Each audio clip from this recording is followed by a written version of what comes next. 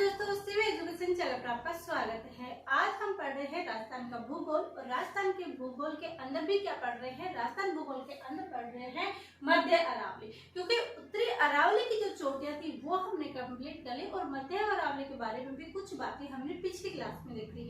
आज क्या पढ़ने वाले हैं, तो मध्य अरावली के अंदर सर्वाधिक दर्रे स्थित है, क्योंकि सर्वाधिक कटाफटा क्षेत्र है वो मध्य अरावली है, यानी अजमेर ब्यावर वाला जिला है वो सर्वाधिक कटाफटा क्षेत्र है।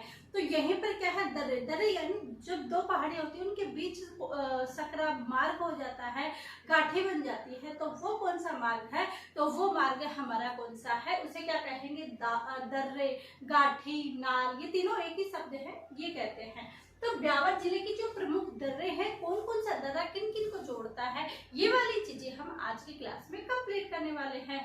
तो अभी तक आपने शेयर नहीं किया है तो शेयर जरूर कीजिएगा, वीडियो को फुल जरूर देखिएगा, पूरा वीडियो देखिएगा ताकि आपको सारी चीजें अच्छे से क्लियर हो जाए।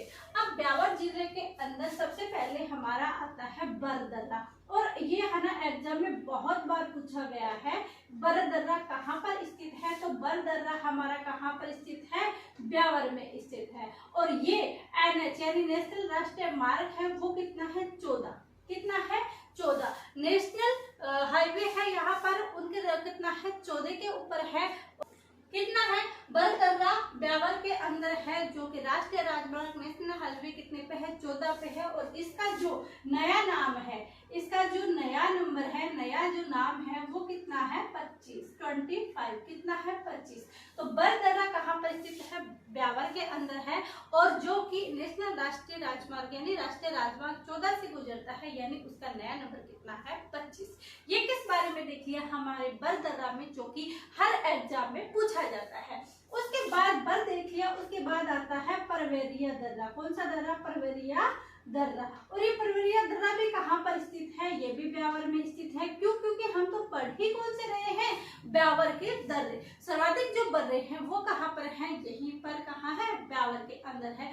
तो ये क्या करता है, परवेरिया जो दर्रा है ये ब्यावर को मसूदा से जोड़ता है, किससे जोड़ता है, मसूदा से जोड़ता है। सभी है तो ब्यावर के अंदर ही, लेकिन कौन किसको जोड़ता है, ये तो जो परवेरिया दर्रा है वो ब्यावर को मसूदा से जोड़ता है। क्या जोड़ता है, मसूदा से जोड़ता है, मसूदा से क्या करता है, जोड़ता है। जो परवेरिया दर्रा है वो ब्यावर को क्या करता है, मसूदा से जोड़ता है। कौन सा दर्रा है जो क्या करता है, ब्यावर से मसूदा को जोड़ता है, तो परवेरिया दर्रा है जो क्या करता है, ब्यावर को किससे जोड़ता है, मसूदा से जोड़ता है। फिर आता है शिवपुरा घाट, शिवपुरा घाट भी बोलते हैं और इसको शिवपुरा घाट भी बोला जाता है। तो ये शिवपुरा जो घाट है वो है कहाँ पर स्थित, तो शिवपुरा घाट है वो भी कहाँ पर स्थित है, हमारे ब्यावर के स्थित है। कहाँ पर स्थित है, ब्यावर के अंदर स्थित है। और ये ब्यावर को किससे जोड़ता है, ये ब्यावर को विजयनगर, किससे जोड़ता है, विजयनगर को जोड़ता है। तो शिवपुरा जो घाट है वो ब्यावर को किससे जोड़ता है, विजयनगर से जोड़ता है। तो मध्य अरावली की जो दर्रे हैं वो पढ़ रहे हैं, और उनके अंदर भी जो ब्यावर के हैं वो दर्रे पढ़ रहे हैं कि ब्यावर के दर्रे स्थित तो है, लेकिन ये अलग अलग मार्ग किन किन को जोड़ रहे हैं, ये चीजें यहाँ पर इम्पोर्टेंट हो जाती है। तो शिवपुरा घाट है वो ब्यावर को किससे जोड़ रहा है, वो जोड़ रहा है विजयनगर से। फिर आता है सुरा घाट, कौन सा आता है, सुरा घाट। अब सुरा घाट कहाँ पर स्थित है, सुरा घाट भी है तो ब्यावर के अंदर, लेकिन ये सुरा घाट ब्यावर से किसके जोड़ रहा है, तो ये ब्यावर की जो जिले की सीमा है वो भीलवाड़ा से मिलती है। तो भीलवाड़ा के अंदर क्या करता है, इसकी सीमा मिलती है। तो सुरा घाट है वो क्या करता है, ब्यावर को किससे जोड़ता है, सुरा घाट है जो ब्यावर को किससे जोड़ता है, भीलवाड़ा जिले से जोड़ता है। फिर आता है दिव्य दिव्य घाट। तो दिव्य, इससे क्या होता है कि जो दिव्य घाट है, दिव्य नाल है, दिव्य जो दर्रा है, वहां से किस नदी का उद्गम होता है, तो आपको सभी को पता है कि दिव्य की जो पहाड़ियां हैं वहां से कोठारी नदी का उद्गम होता है। किसका होता है, कोठारी नदी का उद्गम होता है। किसका उद्गम होता है, कोठारी कोठारी नदी का उद्गम, तो कोठारी नदी का उद्गम अरावली के कौन से भाग से होता है? मध्य अरावली से भाग से होता है। अरावली की कौन सी दर्रा से होता है? दिवेरी की दर्रा, दिवेरी की घाट, दिवेरी की नाल। अगर एक एग्जाम में शब्द आते हैं तो आप कंफ्यूजन नहीं होना। दिवेर कहाँ पर? ये हमारे राजसमंद। और कोठारी नदी का उद्गम कहाँ से होता है? दिवेर की पहाड़ी से। और ये किसका हिस्सा है? ये मध्य अरावली का हिस्सा है। ये बात आ जाती है। अब आता है गोरम घाट। कौन सा घाट? गोरम घाट। और ये गोरम घाट कहाँ पर स्थित है? गोरम घाट रेलवे जंक्शन भी यहाँ पर स्थित है। और ये पहला राष्ट्रीय सौर चलित है। कैसा है? सौर ऊर्जा से चलित है। सौर ऊर्जा इन दिनों बहुत चर्चित है, तो सौर ऊर्जा से क्वेश्चन बनना यहाँ पर संभव हो सकता है। तो इसलिए आप इस गोरम घाट को आप याद रखेंगे कि ये क्या है? ये मारवाड़ जंक्शन पाली को, किसको? ये दर्रा मारवाड़ जंक्शन पाली को। तो गोरम घाट दर्रा मारवाड़ जंक्शन मारवाड़ जंक्शन कहाँ है? पाली। पाली को देवगढ़, आमेर और राजसमंद, किसको? राजसमंद। किसको? ये दर्रा है कौन सा? गोरम घाट दर्रा है ये मारवाड़ जंक्शन पाली से देवगढ़, किसको? देवगढ़ के अंदर आमेर, राजसमंद से किसको जोड़ता है?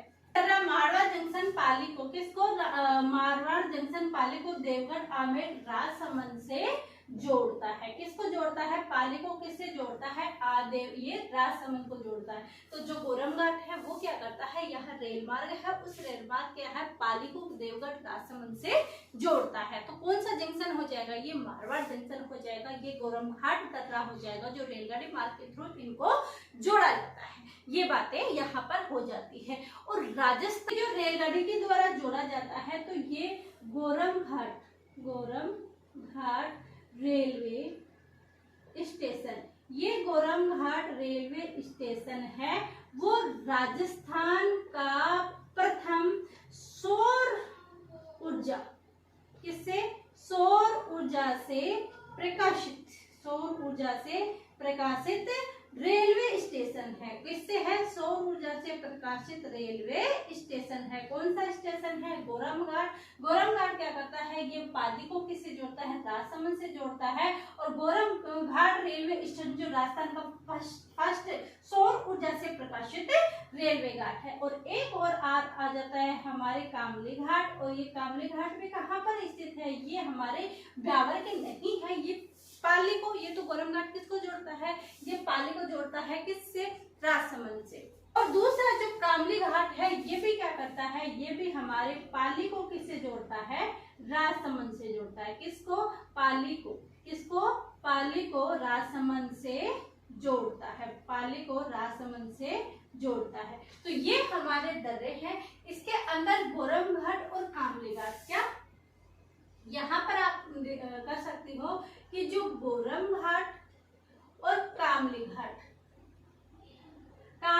और कमली घाट भी यहाँ पर बोला जाता है। कामली घाट भी और कमली घाट भी, तो ये दोनों क्या करते हैं? ये पाली को किससे जोड़ते हैं? तो ये पाली को राजसमंद से जोड़ते हैं। बाकी जो ऊपर के दर्रे हैं वो सभी कौन से दर्रे हैं? ब्यावर के दर्रे हैं। तो यहाँ पर मध्य अरावली के अंदर देखा ब्यावर जिले के दर्रे, तो बर दर्रा ब्यावर के अंदर है, जो NH14 नया नंबर 25 है।